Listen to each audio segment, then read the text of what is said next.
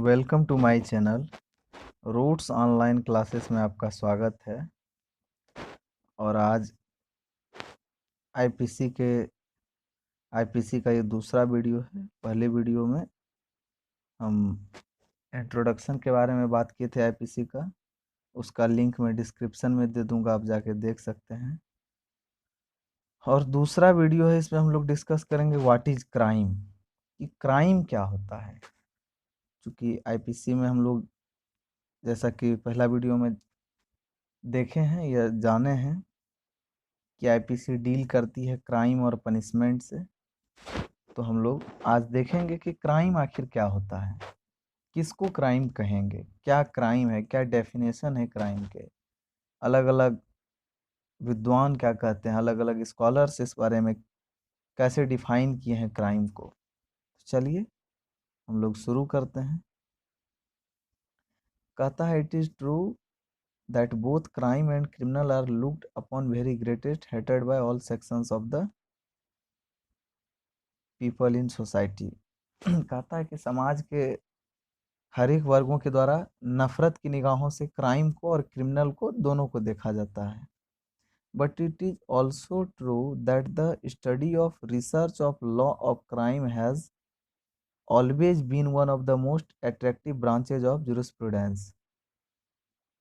यानी कि न्याय के विधि में जितना भी और शाखा है, उन सब में सबसे रुचिकर अगर कुछ है तो इंडियन पीनल कोड ही है, यानी लॉ ऑफ क्राइम ही है। वाकई आपको भी बहुत आनंद आएगा पढ़ के। In fact the law of crime has been as old as civilisation itself. Sorry.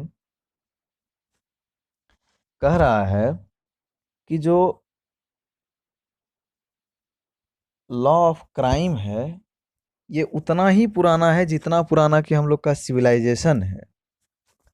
आगे, whenever people organized themselves into group or associations, the need for some sort of rules to regulate the behavior of manner of that group inter se has been felt, and where there were rules of society, its infraction was inevitable। कहा जा रहा है कि जहाँ भी लोग अगर group और सोसाइटी के या ऑर्गेनाइज जैसे होके रहना शुरू करेंगे, कि उनको किसी न किसी सॉर्ट ऑफ रूल का ज़रूरत हो जाता है रहने के लिए। नेक्स्ट पेज पे देखते हैं। However, the problem arises as to what act should be forbidden or what acts should be selected for punishment by the society or the state। कहता है कि सबसे बड़ा समस्या होता है कि हम लोग आखिर क्या कहें कि ये आप नहीं कर सकते हैं, या कैसे कहें कि आप ये कर सकते हैं। कहने का मतलब है कि जो क्राइम है, यानी क्राइम, अब क्राइम कहने का मतलब हो गया कि उसमें सब कुछ आप जो करते हैं, और ऑफेंस मतलब होता है कोई पर्टिकुलर चीज। यहीं पे मैं थोड़ा आपको क्राइम और ऑफेंस के बारे में डिफाइन कर दूं कि crime is a general term, बस offence is a specific term related to some specific crime. Means related to some certain crime, किसी खास तरह के क्राइम को हम लोग ऑफेंस कहते हैं। जैसे offence related to property, offence related to human human body. इसी तरह से और भी बात है, मतलब किसी एक किसी स्पेसिफिक चीज को ऑफेंस से डिनोट करते हैं। तो कहता है कि आखिर हम लोग किसको क्राइम कहेंगे, ये कैसे डिसाइड होगा।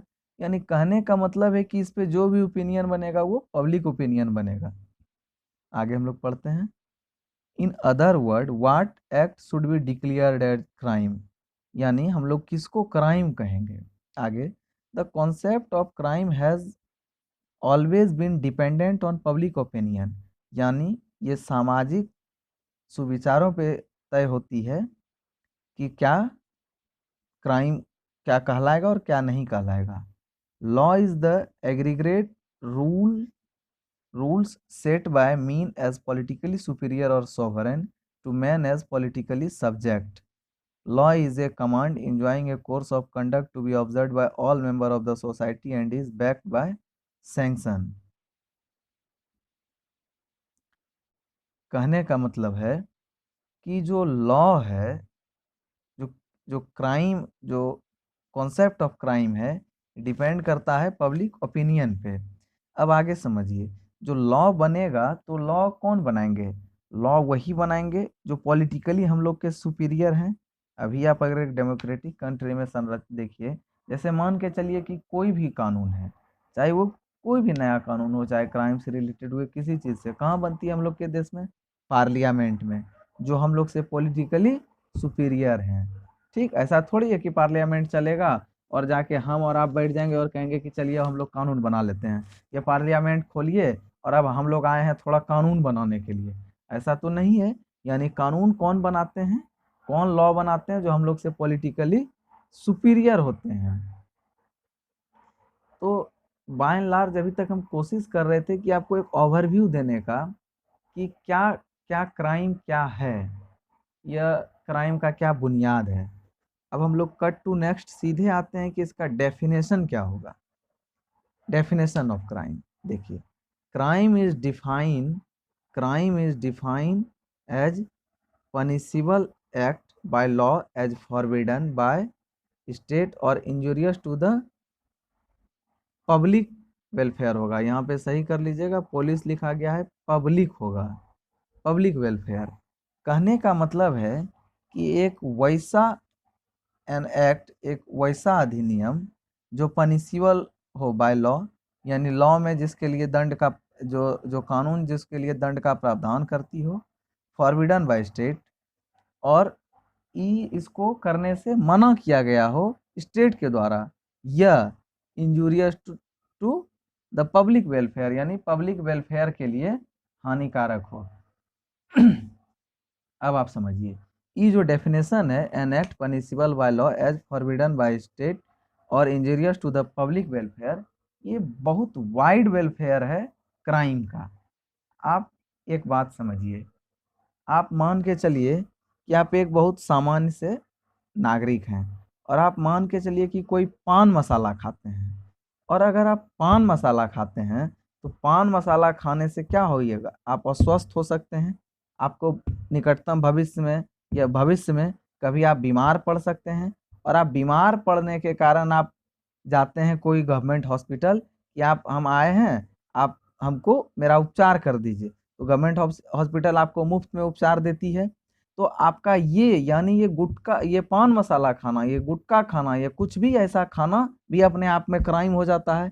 इतना बड़ा ये डिफाइन है, यानी हर व्यक्ति जो ये खा रहा है वो तो तुरंत फिर उसको पकड़ के जेल कर दिया जाएगा। अगर हम लोग आईपीसी के तहत देखें तो चूंकि हम लोग क्राइम को जो डिफाइन कर रहे हैं, हम लोग ये आईपीसी के संगत नहीं कर रहे हैं। कहने का मतलब है इंडियन पिनल कोड 1860 के संगत नहीं कर रहे हैं। हम लोग कर तो रहे हैं आईपीसी के अंतर्गत, लेकिन एक आईपीसी सब्जेक्ट के अंतर्गत इसको हम लोग क्राइम को डिफाइन कर रहे हैं, ना कि क्राइम को हम लोग डिफाइन कर रहे हैं आईपीसी इंडियन पिनल कोड 1860। कहने का मतलब आईपीसी भी नहीं कहिए, चूंकि इंडियन पिनल कोड भी नहीं कहिए, पिनल कोड कहिए। हम लोग डिफाइन करने का कोशिश कर रहे हैं कि पिनल कोड कैसा होता है, पिनल कोड में क्राइम कैसे डिफाइन होगा। जो हम आपको डेफिनेशन बताए बताए an act punishable by law as forbidden by state और injurious to the public welfare, ये बहुत बड़ा डेफिनेशन है। कहने का मतलब बहुत वाइड डेफिनेशन है। आप कुछ भी ऐसा करते हैं, आप मान के चलिए कि आपका अपना एक पेड़ है, और आप उस पेड़ को अब चाहते हैं कि मेरे ज़मीन पे हम इसको काटें। आप मान के चलिए कि अगर आप उस पेड़ को काटते हैं तो स्वाभाविक है कि पर्यावरण में कहीं ना कहीं तो उससे जो लाभ पहुंच रहा था वो बंद हो जाएगा। तब तो पुलिस आपको पकड़ के लेके चली जाएगी, क्योंकि आपने अपना पेड़ काट लिया है। लेकिन ऐसा होता नहीं है, चूंकि डिफाइन एक डेफिनेशन है, एक रेंज ऑफ डेफिनेशन आप लोग को बताया जा रहा है। तो एक ये भी दृष्टिकोण आया कि चलो ऐसे चीज को भी हम लोग क्राइम कहेंगे। खैर, हम लोग आते हैं दूसरे डेफिनेशन पे, अकॉर्डिंग टू बेंथम। अब बेंथम क्या कहते हैं? Offences are whatever the legislature has provided for good और फॉर बैड रीजंस। कहता है कि जो यहाँ का लेजिस्लेचर है, जो यहाँ की पार्लियामेंट है, जो यहाँ का कानून बनाने की जो विधि है, वो जिस भी चीज को अच्छे या बुरे कारणों से करने से रोकती है, वो ऑफेंस है। If the questions related to theoretical research for the discovery of the best possible law according to the principle of utility, एक और बात बता दें कि बेंथम जब भी किसी चीज़ को डिफाइन किए हैं तो प्रिंसिपल ऑफ यूटिलिटी जरूर कहते हैं। तो कई बार एग्जाम में सीधे क्वेश्चन पूछ देता है कि प्रिंसिपल ऑफ यूटिलिटी की चर्चा लॉ में या इस चीज़ को कौन डिफाइन किए हैं, कौन कनेक्ट किए हैं, तो बेंथम आप दीजिएगा। खैर, आते हैं अब हम लोग अपने मुद्दे पे। तो जो बेंथम कहते हैं, अब कहता है कि क्या जो है सो कि लॉ के अब ऑफेंस क्या होगा, इसको लॉ के अंतर्गत किसको डाला जाएगा। तो कहता है कि थ्योरेटिकल रिसर्च का बात है, आप लोग रिसर्च कीजिए और उसके बाद आप लोग इसको आधार मान के प्रिंसिपल ऑफ यूटिलिटी को आप तय कर लीजिए कि क्या सही है क्या गलत है। आगे देखिए क्या कहते हैं। कहते हैं we give the name of offence to every act. एकदम स्पष्ट करते हैं कि हम लोग किसको ऑफेंस कहेंगे, every act which we think out to be prohibited by reason of some evil which it produced or tends to produce। कहता है कि कुछ भी वैसा कारण, कुछ भी वैसा कारण, कुछ भी वो आपका क्रिया ऑफेंस हो जाएगा जिसको हम लोग प्रतिबंधित किए हैं। तो क्यों किए हैं, रीजन ऑफ सम एविल, क्यों, किसी बुराई के चलते। और ये बुराई या तो हो रहा है या तो ये बुराई इस बुराई को होने की संभावना है। अब हम लोग आते हैं दूसरे डेफिनेशन पे। According to Blackstone, an act committed or omitted in violation of a public law either forbidding or commanding act. कहने का मतलब देखिए, आपको मैं कुछ कुछ पॉइंट एकदम स्पष्ट करता हूँ। कमिटेड मतलब जो आप करते हैं, ओमिटेड मतलब जो आपको नहीं करने के लिए कहा गया लेकिन आप कर देते हैं। ठीक, यानी N act committed or omitted in violation of public law either forbidding, या तो आपको मना किया गया है वो करने से, या तो कमांडिंग इट, यानी आप कुछ करते हैं या आप कुछ नहीं करते हैं जो आपको या तो करने के लिए कहा गया है या तो आपको नहीं करने के लिए कहा गया है। अगर आप ऐसे स्थिति में अगर आप इसका वॉल्यूशन करते हैं तो ये क्राइम हो जाएगा। किसके अनुसार, ब्लैक स्टोन के अनुसार। अब देखिए, कहा गया है कि पब्लिक लॉ। अब पब्लिक लॉ क्या होता है, ये भी एक बात है। 10 according to Blackstone, crime is an act in violation of public law. But what is public law, it has several meaning. Public law is identical to constitutional law.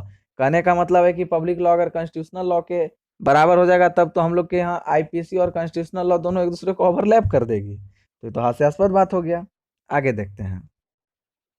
इसमें कहा गया कि then it will cover only constitution not all kind of crime. कहा गया कि अगर तब वो तो हो जाएगा कि तब ऐसी स्थिति में क्रिमिनल लॉ को फॉलो ही नहीं करेगा तो कॉन्स्टिट्यूशन को फॉलो करने लगेगा। खैर, आगे बढ़ते हैं। In some cases public law means positive law. अब कहा कि नहीं, पब्लिक लॉ उसको कहेंगे जो पॉजिटिव लॉ होगा। तो पॉजिटिव लॉ जो लेजिस्लेचर कुछ भी पारित करती है वो पॉजिटिव लॉ कहलाता है। तो इनका ये भी डिफ्यूट हो गया, इस बात का भी खंडन कर दिए लोग कि नहीं, ये भी नहीं चलेगा। अब अकॉर्डिंग टू ऑस्टिन, अब ऑस्टिन क्या कहते हैं, a wrong which is pursued at the discretion of the injured party and his representative is civil injury. A wrong which is pursued by the sovereign or his subordinate is crime.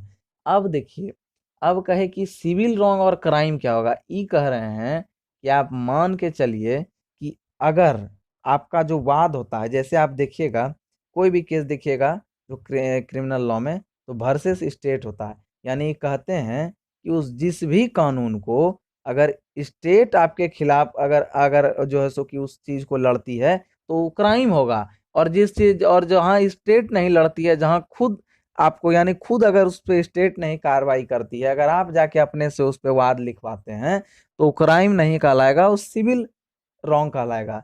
लेकिन ऐसा नहीं है। धारा 498 IPC की धारा 498, जब तक महिला जाके कंप्लेन नहीं करेगी, जाके देखिएगा तो ये चैप्टर 20वां चैप्टर के अंतर्गत आता है, ऑफेंसेस रिलेटिंग टू मैरिज, यानी शादी से संबंधित या उनके परिवार के द्वारा कुछ किया गया बिहेव जो गलत होता है उससे संबंधित जो क्राइम है उसी का वर्णन है 498 में। तो जब तक वो जो महिला है, वो महिला जब तक जाके शिकायत नहीं करेगी तब तक उस पर तो केस नहीं होगा। तो ऐसी स्थिति में वो तो सिविल रॉन्ग हो जाना चाहिए, लेकिन नहीं। और ऑस्टिन का जो ये था, ये भी पूरी तरह से लागू नहीं होता है। अभी तक हम आपको कोशिश किए कि क्राइम का थ्योरेटिकल डेफिनेशन देने का, एक एक अप्रोच बिल्डअप करने का, और आशा करते हैं कि आप लोग जिस उद्देश्य से इस वीडियो को देखना शुरू किए होंगे आपका पूरा हुआ होगा। और आपसे निवेदन है कि अगर आपको वीडियो अच्छा लगे तो लाइक कीजिए, चैनल को सब्सक्राइब कर लीजिए। अगर आप लगातार ऐसे वीडियो और भी इस संदर्भ में दिखना चाहते हैं या लॉ से संदर्भित, तो आप इस चैनल को सब्सक्राइब कर लीजिए। अपने मित्र दोस्तों के बीच इस चैनल को शेयर कर दीजिए, क्योंकि अगर वो भी इस वीडियो का लाभ उठा सकें तो बेहतर हो। अगर आपको अच्छा लगे तो खैर, धन्यवाद।